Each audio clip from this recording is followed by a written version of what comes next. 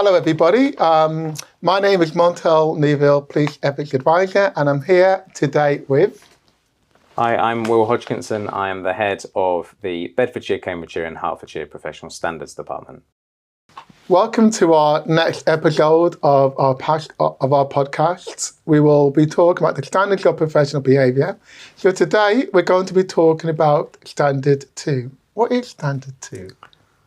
Wow, nice introduction. So Standard 2 is authority, respect and courtesy. Now I'm going to have to read it out because under each standard, so we've had Standard 1, honesty, integrity.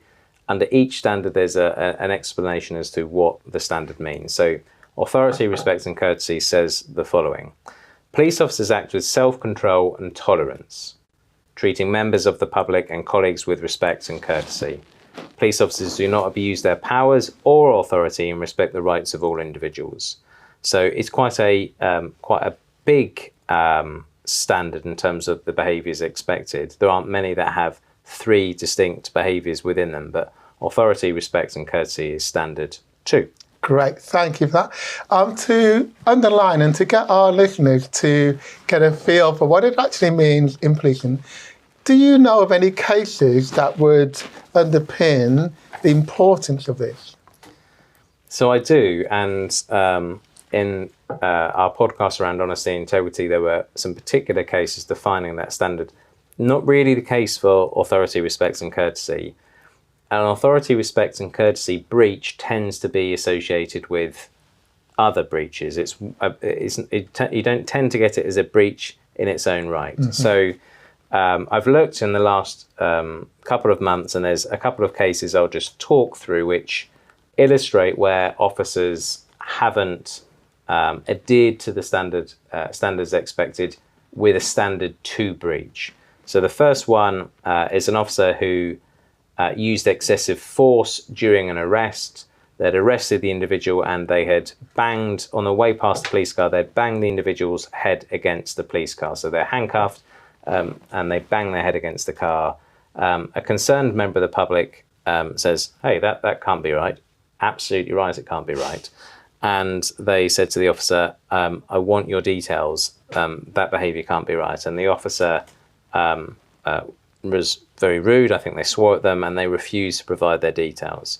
So this officer was dismissed. In all of these cases, the officer was dismissed. So had they abused their authority? Yes. Had they shown a lack of respect to a member of the public? Yes. Were they discourteous? Yes. Breach.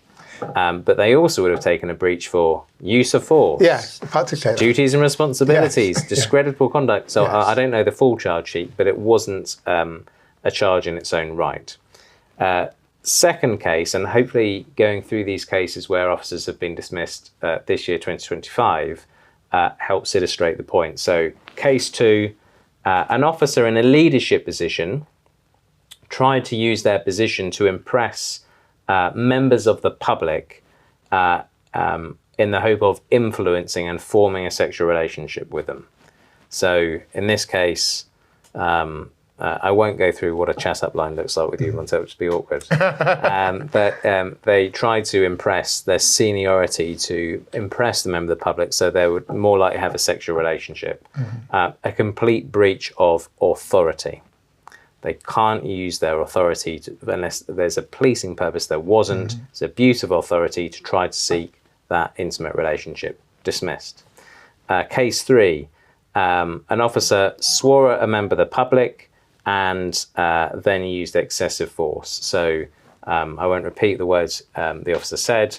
They swore, they pushed the individual up against the wall, excessive use of force and handcuffed. And the individual admitted, I did breach that standard for authority, respect and courtesy, and they were also dismissed.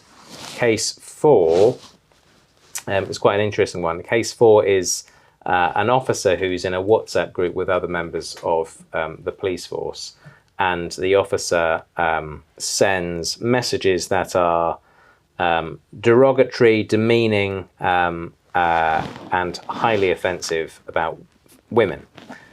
Including a number of women who were part of the police force that this officer was from. And he named them? I think they were names or nicknames. Okay.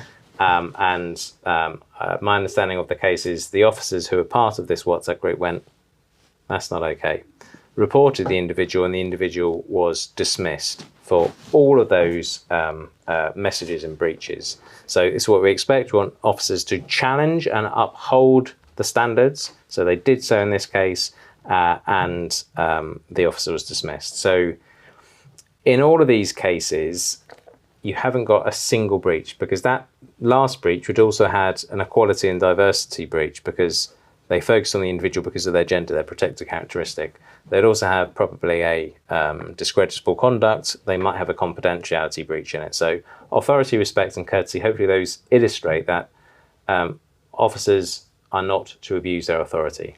Officers are to be respectful, and officers are to be courteous, polite, civilized, using effective communication.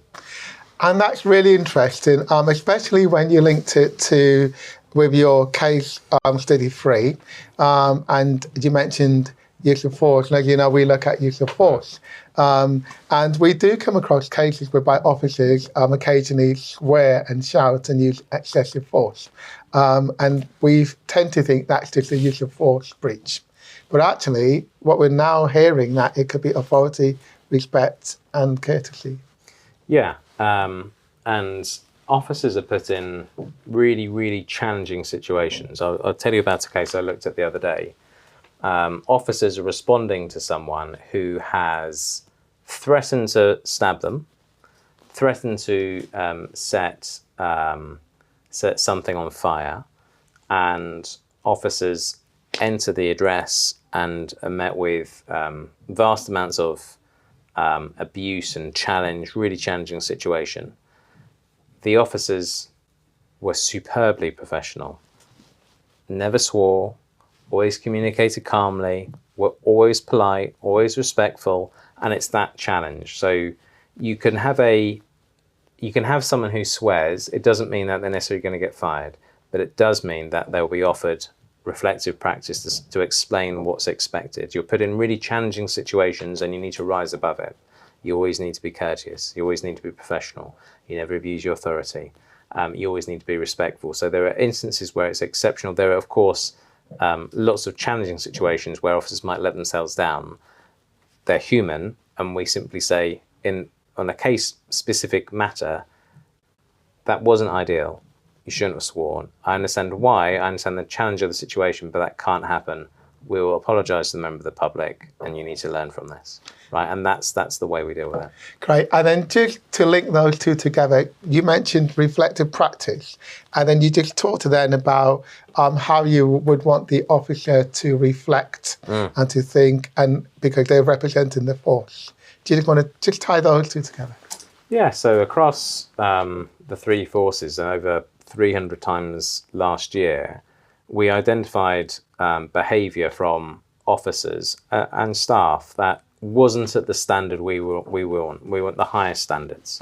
It wasn't to the point where they had misconducted themselves, where they would go through formal proceedings. But our ask is, direction, you need to learn from this. This is what you need to do. These are the standards to be expected. We reinforce it. And then we monitor that the individual doesn't repeat the same thing in the next 12 months. So last year, I think there was like 330 odd times where we issued reflective practice, so quite a lot. And there were only 6 cases where the individual repeated the same behaviour. So we try to be a learning organisation, and where someone has strayed, not quite met the standards, they have engagement. It's all recorded, it's all documented. It's dealt with by their line manager, typically a sergeant, maybe an inspector, and they sit down in a very formal manner and go through what the expectations are. Brilliant. And I think what was really reassuring there is that the first point of call is that you tend to be a learning organisation first and foremost. You have to be, and it comes, we talked about it, I think, in the first one, humility, right? That in order for you to learn, you have to have enough humility to say, I could have dealt with that better. On reflection, I shouldn't have said those things.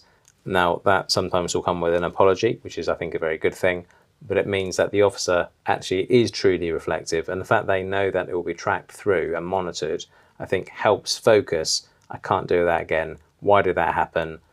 Because people are human and situations are incredibly stressful, but it gives us the framework to monitor it. And if we continue to see the same behaviour, so let's see, imagine there were 3 occasions in a year where the person had repeatedly sworn. We do an enhanced engagement to say, right, okay, we now need to do something more with you because the previous interventions haven't worked. It's still not so serious to warrant formal proceedings, but we track all of those cases through because what we're trying to do is try to protect the individual and the organisation and make sure the standards are upheld.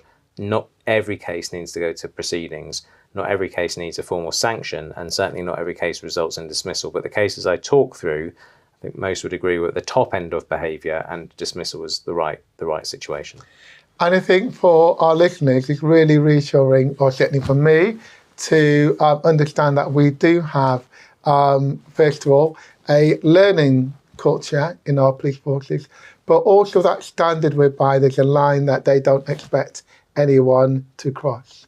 So thank you very much for listening.